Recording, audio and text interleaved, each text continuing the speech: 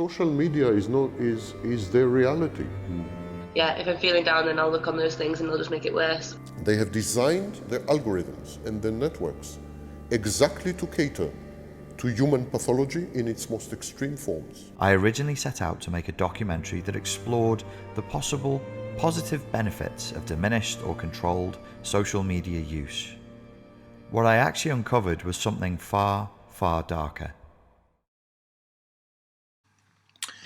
Now, talking of balance, in America, you have this one-party state, and overwhelmingly, one or two exceptions in the mainstream, but very few, one-party media. And so it doesn't matter what party you come from. It matters what you are saying and what you stand for. And by that I mean, it matters whether you are supporting the neocon agenda for regime change and taking over countries, or whether you're not. It's nothing to do with left and right, nothing to do with even labels like neocon and progressive. It's whether you are in favor of more American wars of acquisition. And so when Tulsi Gabbard came out, who has a record, she's a politician who represents Hawaii, when she came out and has this record of opposing the imposition of American policy on other countries, she had the absolute audacity to actually go and meet with President Assad in Syria to talk to him, which is what the American government should have been doing all along. But of course, they wanted him out. They didn't want an agreement through diplomacy. No, they wanted him out. So of course, you don't talk to him. You just demonize people. So Tulsi Gabbard has a very, very good record of being against that. So when she announced her decision to run for president, of course, the whole gamut of the one-party state and the one-party media was all over. Her own party was supposed to be progressive. I do love it. Well, progressive in the way they define progressive is not progressive at all, of course. But so they turned on her, and others on the so-called right turned on her. The media turned on her. And this was, I think, a very telling tweet that came from a bloke called Jacob Wall, W-O-H-L, who says, everyone in the pro-Israel lobby, myself included, is already talking about how to make sure that Tulsi Gabbard's campaign is over before it even gets off the ground. If you're going to bet on a Dem candidate, look elsewhere. So, of course, Israel has an enormous interest, self-interest, in these wars continuing, and regime leaders they don't like being removed. And so the last thing they want is Tulsi Gabbard. And while we are hearing all the time about Russian manipulation of the United States elections, Israel and the absolutely, I mean, I've been researching this a lot now in the last 6-8 months. The network of Israel organizations working as one unit in the United States is staggering. And they are fundamentally influencing politics in the United States and the outcome of politics in the United States. And it, of course, you get called anti-Semitic if you say that, but I don't give a damn. Call me what you like. I'm after the truth, not a statue, thank you. And so Tulsi Gabbard is, I don't know all her policies and all her background, but on ending these wars, these neocon wars, and manipulated civil wars, she has been incredibly consistent over a long time and very unpopular through that consistency, because being against war in American politics is not a great career move. So I wish her well in her desires to stand up and speak out about it wherever it may lead her, because someone bloody needs to. And at the same time, within the Democratic Party, which is Tulsi Gabbard's party, of course, we have a guy called Cory Booker announcing that he's going to run for the presidency in 2020. If anyone absolutely personifies everything that is wrong with politics and the current Democratic Party, it is Cory Booker. And Tucker Carlson, the cable news host in America, was one of the last people left asking the questions that need asking, came out with a memorable description of Cory Booker. He said that Booker was a man so oily he qualifies as an alternative fuel, which is quite amusing, and it has the benefit of actually being true.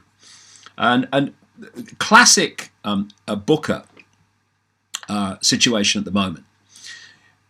You remember the great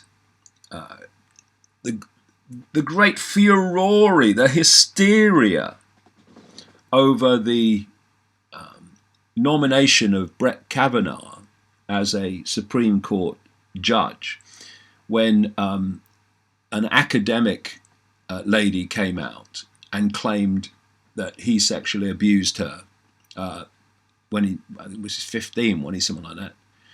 And of course, no evidence was produced to support that. But Booker came out and said, I believe you, and we must not doubt what you say. Kavanaugh must not become a Supreme Court judge, and the implication being he should be prosecuted for what he clearly did. Well, what's happened this week, extraordinary things going on in Virginia.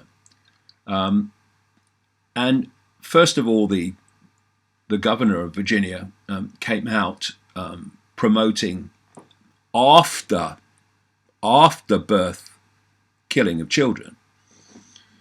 And it was extraordinary. I mean, I mentioned last week, about when I was talking about the abortion up to the point of delivery, that it was the next stage is after delivery. Well, he got in there quickly afterwards and said that that's what he was proposing. So that was highly controversial. Then it comes out that he's posed in a picture or something with someone with a black face and a blacked out face and a Ku Klux Klan, someone in a Ku Klux Klan uniform, and these ludicrous people with the little eye holes in their bloody white hats. God, it's pathetic. Anyway, there was pressure on him to resign, and at the moment I speak, he's not yet. But then the guy who was supposed to take over from him, if he did resign, was then called out by a female academic saying that he sexually abused her. And I don't know the details. I don't think I really want to know, because it's been pointed out that it's quite gruesome. But anyway, that's what is being claimed. Now, my view on all of these things is innocent till proven guilty. Due process, as they call it. Let's just see what the evidence is. I said that with Kavanaugh, that situation. Does the evidence stand up? It clearly didn't. But what's happening now is Booker and these heart-on-the-sleeve Democrats were asked about this lady's claims, and they've just brushed it aside. They won't even talk about it. He won't even talk about it. Because people as ungenuine, as stunningly ungenuine as Booker, and so many politicians in general, they use people and their situations not out of justice and compassion and fairness, but they use them for political ends. So the lady that accused Kavanaugh was just a political tool for these people to be exploited. And now another lady who is saying basically something very similar about one of their people is brushed aside and ignored because that politically doesn't suit them for what she's saying to come out and be true. The hypocrisy is unbelievable. And what's happened is because politics has degenerated into such a cesspit where more and more politicians are being sucked into this cesspit that Cory Booker has become a poster boy for everything that's wrong in politics, along with people like Nancy Pelosi. I mean, Nancy Pelosi she's Speaker of the House. I doubt she's got two brain cells to rub together. It looks like Booker. It's all posturing. And you know, during that State of the Union address, you had all those Democratic women, congresswomen, sat there dressed in white.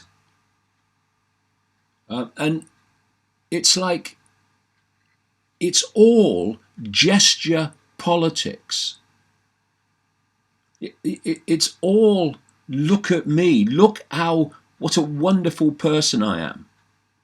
Typified by this Alexandria Ocasio lady. What do they call her? AOL.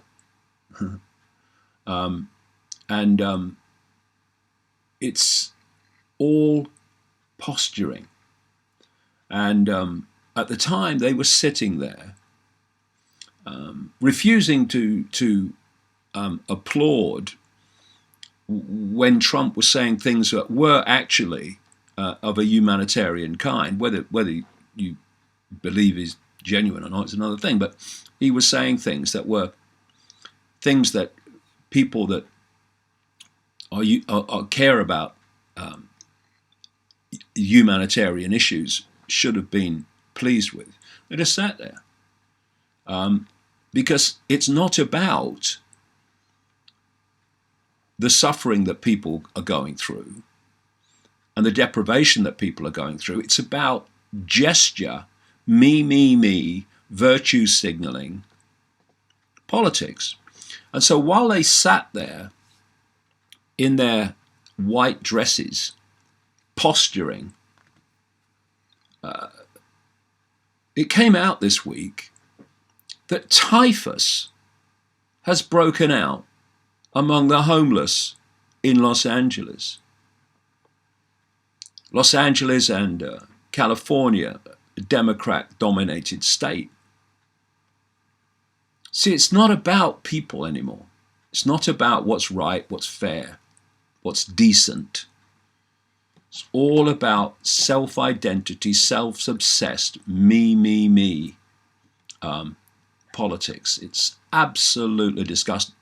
And it comes to something when you're the people that are into this posture politics are fated by the system. And people like Tulsi Gabbard, who want to stand up for what's right in terms of military imposition on other countries, she is demonized. And this is the inversion that is so clear to see more and more and more.